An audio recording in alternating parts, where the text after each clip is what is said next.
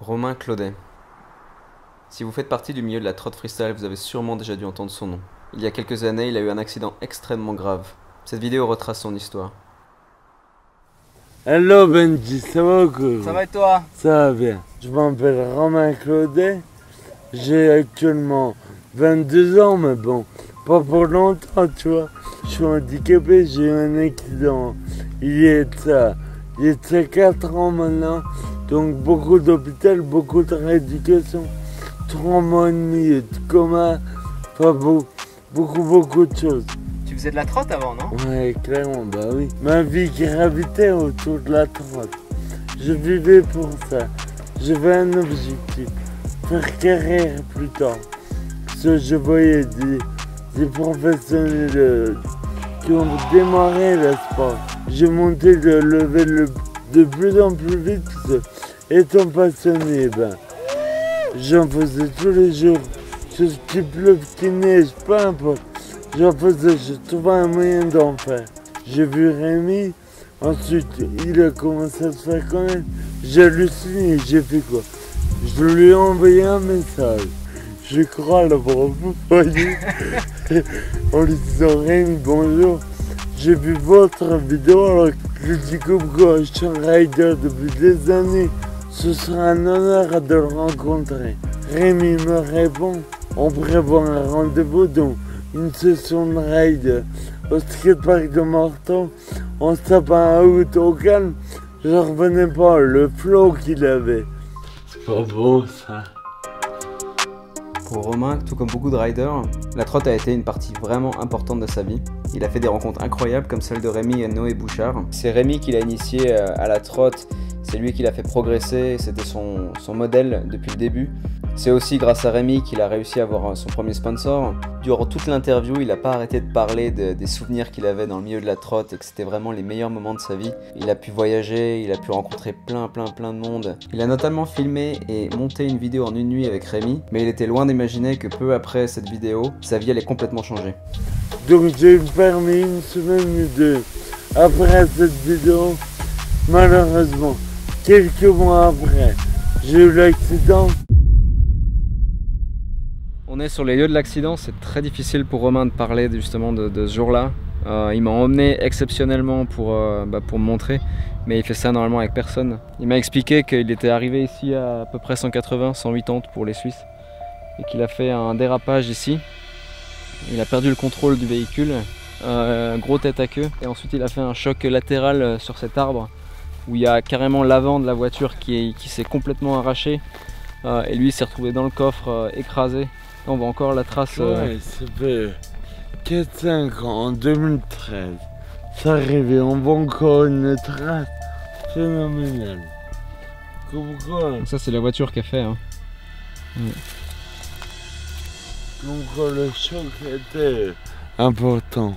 Putain, ça m'émeut. Après cet accident, Romain est resté plus de 3 mois et demi dans le coma. Et ce qui est horrible, c'est que même les médecins avaient perdu espoir. Les médecins, mais alors, ils disaient à ma famille, votre fils Romain Claudet ne remarchera jamais, ne reparlera jamais, tu vois. J'ai une infection des bronches, j'ai une pneumonie, plein de choses. Au mieux, il va être en fauteuil roulant électrique, mais il y a de fortes chances qu'il soit en lit médicalisé pour le restant de sa vie. Il y a une question que je ne pouvais pas ne pas poser à Romain. Je voulais absolument savoir ce qu'il a ressenti pendant qu'il était dans le coma. Et je dois admettre que sa réponse a été plus qu'intrigante. Je suis pas sorti bam comme ça, non. Pas du tout, non. Le coma, c'est le pire de ma vie, hein, je te le dis. Tu es comme mort. Tu n'as pas notion du temps. Il ne fait pas nuit, il ne fait pas jour. Tu es dans le coma. Tu sais pas où tu es. Tu ne vois pas ta famille.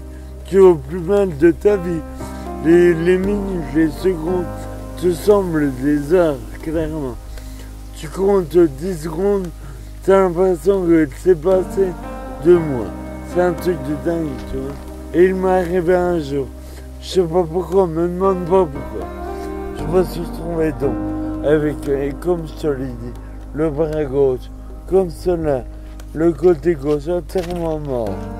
J'étais couché sur une boîte de paille, je précise. J'avais qu'une envie, moi, de tout ça. Se me barrer, même si je devais mourir. Il fallait que je me sauve de ça. En sachant que je ne marche pas, je ne saute pas mon côté gauche, tout. J'étais couché là sur cette boîte de paille, à des mètres de hauteur. La porte de grange, qui était à ma droite, fermée avec une énorme chaîne, comme tu vois dans les dessins animés. Un canard, je ne saurais pas dire la taille, mais à peu près comme ça, fermé donc. C'est fermé à clé, c'est clé. Un matin ou un après-midi ou un soir, je te dis pas de notion du temps. J'ouvre les yeux, je vois un coup. Putain, la porte de la grange ouverte. En sachant que j'étais paralysé. J'étais à 2 mètres du sol. Je me dis quoi, la porte était là-bas. Je me dis mon gars, faut te sortir le dos du cul maintenant. Allez hop, faut te barrer. Je tourne, j'essaie de rouler, même ça j'ai enchaîné. Je tourne, ensuite avec l'inertie. Je tombe, je me fais mal en arrivant par terre, mais je ne pouvais pas bouger. Je pouvais seulement émettre des sons de genre. J'ai rampé comme cela. Quelqu'un apparaît à une jambe donc, jusqu'au la porte de la grange. Avant de sortir, je me suis retourné. Je regardais mon ventre, j'avais très mal. En effet, il était ouvert, j'avais plein de sang. Pourquoi? Parce que j'ai rampé sur le ventre. J'arrive dehors, donc aveuglé, je me souviens d'une chose. C'est que j'étais sur un lit d'hôpital, donc réveillé du coma. Je regarde à ma droite. Il y avait un voyant vert rouge qui clignotait à ma gauche. Le son, l'ultrason, bip bip bip bip. Et avec plein de vagues. Je me souviens juste de ça. Tout le monde croyait de moi. J'allais être un légume, donc couché sur un lit, insuffisance cardiaque. Impossible de se nourrir, impossible de boire, impossible de tout. J'ai effectué 8 mois et demi de rééducation intensive. Tu es ultra fatigable. Tout pour toi te demande une concentration énorme, tout. Et cela pendant 8 mois et demi. Avant l'accident, Romain, c'est un gars qui était pas mal au niveau de la tente, pas mal au niveau du sport. Sauf que du jour au lendemain, il y a eu ce putain d'accident. Les gens sont venus me voir par pitié, sont venus 1 mois, 2 mois, 3 mois, 4 mois. Et après, tu oublies. Je n'avais plus personne, à part ma famille, qui est restée tout le temps hyper fidèle. Sauf que moi, n'ayant plus personne, je n'étais plus le Romain d'avant, c'est le Romain de maintenant. Tu vois ce que je dis? Après la rééducation, après tout l'effort que je faisais, je rentrais chez moi au lieu de me poser. J'essayais à tout prix de marcher, donc je me suis cassé la gueule. D'ailleurs, je suis tombé de les escaliers également. La première fois que je fais 2-3 pas, c'est un moment exceptionnel pour moi. Pas étonnant que je sois à ce niveau aujourd'hui. Je m'en suis donné les moyens. Et je pense que vous tous, tout le monde là qui me regardez, vous devez vous donner les moyens. Quand on veut quelque chose dans la vie, on se bat jusqu'où vous pourriez arriver. Vous pouvez avoir des projets, de l'ambition. Il faut aller au bout.